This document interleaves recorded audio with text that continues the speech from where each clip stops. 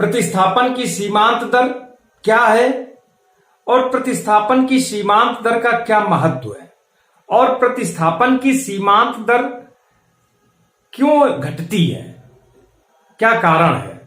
तो सबसे पहले प्रतिस्थापन की सीमांत दर परिभाषा। प्रतिस्थापन की सीमांत दर मार्जिनल रेट ऑफ सब्स्टिट्यूशन क्या है, यह बताती है कि जब किसी उपभोक्ता के पास उपभोग के लिए दो वस्तुएं हैं, एक उपभोक्ता है जो दो वस्तुओं का उपभोग कर रहा है और दो वस्तुओं का उपभोग कर रहा है, तो उस दोनों वस्तुओं के इस प्रकार के संयोग हैं जिससे प्रत्येक संयोग से उसको समान संतुष्टि मिल रही है। ये हम उदासीनता वक्र विश्लेषण में पढ़ चुके हैं। तब वह एक वस्तु के स्थान पर किस दर से दूसरी वस्तु का प्रतिस्थापन करता है। तो प्रतिस्थापन की सीमांत दर यह बताती है कि जब उपभोक्ता के पास उपभोग के लिए दो वस्तुएं हैं और दो वस्तुओं के वो उन संयोगों का उपभोग कर रहा है जिससे प्रत्येक संयोग से उसको समान संतुष्टि मिल रही है। अब जब समान संतुष्टि मिल रही है तो उपभोक्ता यदि एक दूसरी वस्तु का प्रतिस्थापन कर रहा है, प्रायः जिन वस्तुओं के हमारे पास कमी होती है तो उसकी अधिक मात्रा हम चाहते हैं, तो इस कारण से हम वस्तुओं का प्रतिस्थापन करते हैं। तो मार्जिनल रेट ऑफ सब्स्टिट्यूशन क्या बताता है कि एक वस्तु का प्रतिस्थापन हम दूसरी वस्तु की मात्रा किस मात्रा में करेंगे। एक अगली परिभाषा है कि वस्तु x, उपभोग के लिए दो वस्तुएं हैं x और y, वस्तु x की वस्तु y के लिए प्रतिस्थापन की सीमांत दर। मार्जिनल रेट ऑफ सब्स्टिट्यूशन किसके लिए, x के लिए। x वस्तु x की वस्तु y के लिए प्रतिस्थापन की सीमांत दर वस्तु y की वह मात्रा है जिसको वस्तु x की अतिरिक्त इकाई, उपभोक्ता x की जो कम मात्रा है उसके पास, उसकी अतिरिक्त इकाई प्राप्त करना चाहता है। x की अतिरिक्त इकाई प्राप्त करने के लिए उपभोक्ता त्याग करने को तत्पर है ताकि संतुष्टि का स्तर स्थिर रहे। उदासीनता वक्र विश्लेषण में उपभोग के जितने भी संयोग होते हैं उससे उपभोक्ता को समान संतुष्टि प्राप्त होती है।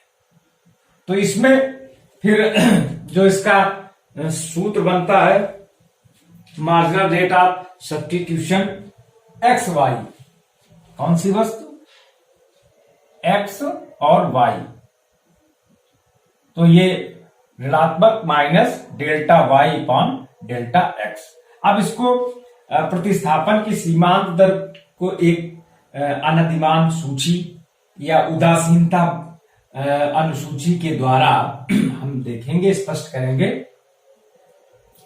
कि उपभोक्ता दो वस्तु x वस्तु और y वस्तु का उपभोग कर रहा है और उसके ये संयोग बने हुए हैं ए बी सी डी, चार ये संयोग हैं और इन संयोगों से सभी जितने भी संयोग हैं समान संतुष्टि प्राप्त हो रही है, चाहे वो एक x वस्तु की एक इकाई और वस्तु y की 12 इकाइयां, b वस्तु की 2 और y वस्तु की 8 इकाइयां, c संयोग में 3 x वस्तु की इकाइयां और 5 वस्तु y की इकाइयां और d में वस्तु x की 4 और वस्तु y की 3 इकाइयां।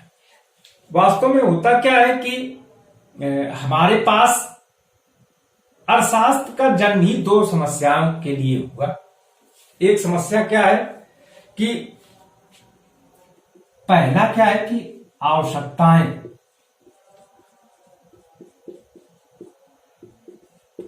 अनंत हैं,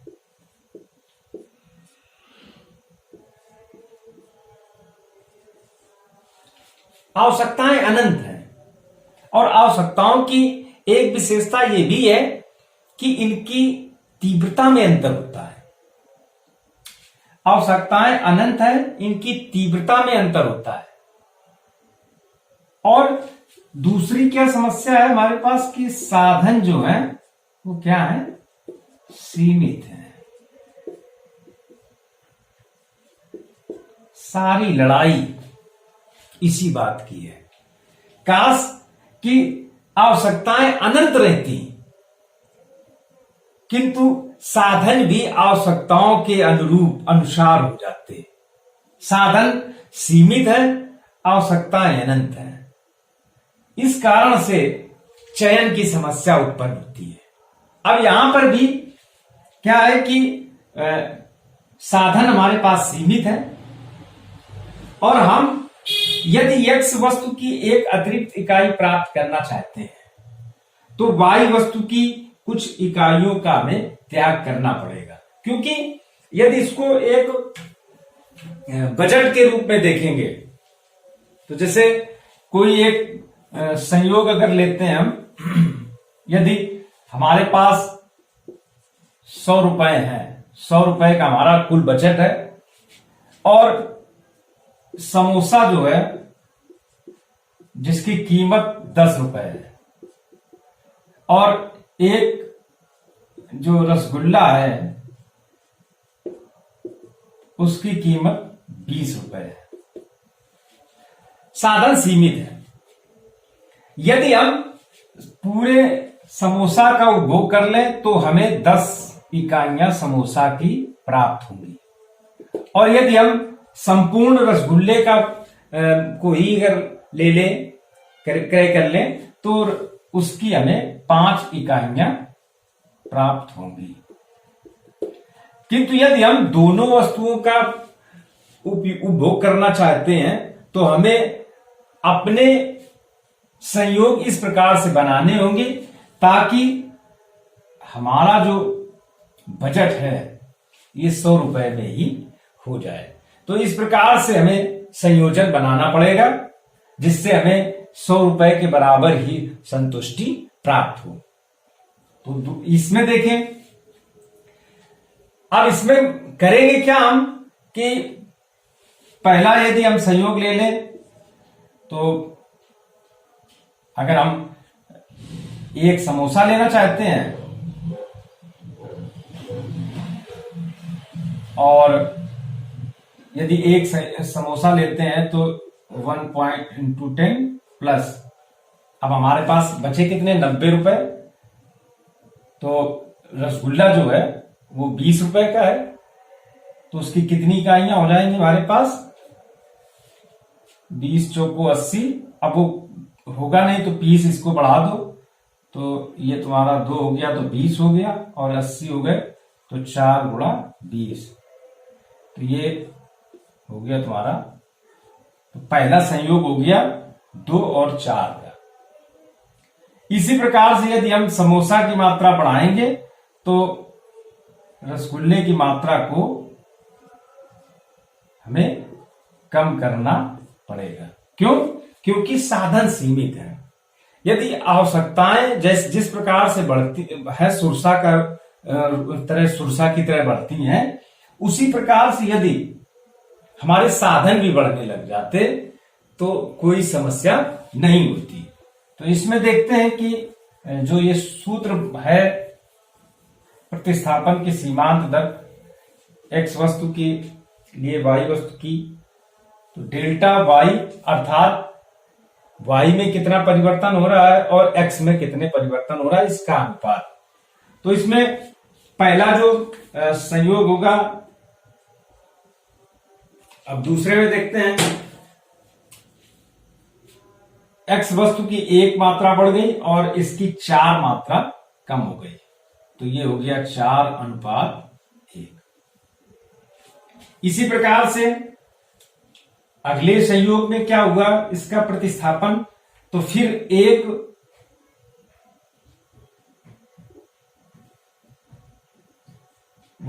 x वस्तु की 1 अतिरिक्त इकाई प्राप्त करने के लिए हमने 3 इकाइयों का प्रतिस्थापन किया। इसी प्रकार से अगले में, तो इसमें भी हमने 1 अतिरिक्त इकाई का उपभोग करने के लिए 2 इकाइयों का त्याग किया। अब इसमें एक विशेष बात है। वो क्या विशेष बात है कि जो प्रतिस्थापन की सीमांत दर है ये घट रही है, मगर ये कम, इसमें लगातार जो है वायु वस्तु की कम मात्रा का परित्याग किया जा रहा है। यहाँ पे पहली 4 इकाइयों का परित्याग किया गया, अगले में 3 इकाइयों का, और उसके बाद 2 इकाइयों का परित्याग किया गया। तो इसका कारण क्या है? तो इसका पहला कारण क्या है, इसको हम थोड़ा पीछे जाएं। सीमांत उपयोगिता ह्रास नियम, पहला एक कारण क्या है, ये घटने का कारण क्या है? एमआरएस जो घटती है, घटने का क्या कारण है? घटने का कारण क्या है? तो पहला कारण है कि सीमांत उपयोगिता ह्रास नियम। सीमांत उपयोगिता ह्रास नियम क्या कहता है कि जैसे जैसे किसी वस्तु की, जो जिस वस्तु का हम उपभोग कर रहे हैं उसकी 1 से अधिक इकाइयां हमारे पास अतिरिक्त आती जाती हैं, तो उससे प्राप्त होने वाली उपयोगिता घटती जाती है। अब इसमें इस तालिका में देखें तो इस तालिका में किस वस्तु की इकाइयां बढ़ रही हैं? तो x वस्तु की इकाइयां जो हैं लगातार बढ़ रही हैं, और घट किस वस्तु की रही है? y वस्तु की इकाइयां जो है लगातार घट रही हैं। तो x वस्तु की इकाइयां बढ़ रही हैं, तो उसकी सीमांत उपयोगिता क्या हो जाएगी? कम हो जाएगी। इसकी x वस्तु की, क्यों? 1 से अधिक इकाइयां हमारे पास आ रही हैं। अगली y में क्या स्थिति हो रही है कि y की इकाइयां हमसे कम हो रही हैं, घट रही हैं, तो y की सीमांत उपयोगिता जो है वो बढ़ रही है। तो इस वजह से हम y वस्तु की कम इकाइयां देना चाहेंगे। एक कारण तो ये हो गया। दूसरा कारण क्या है कि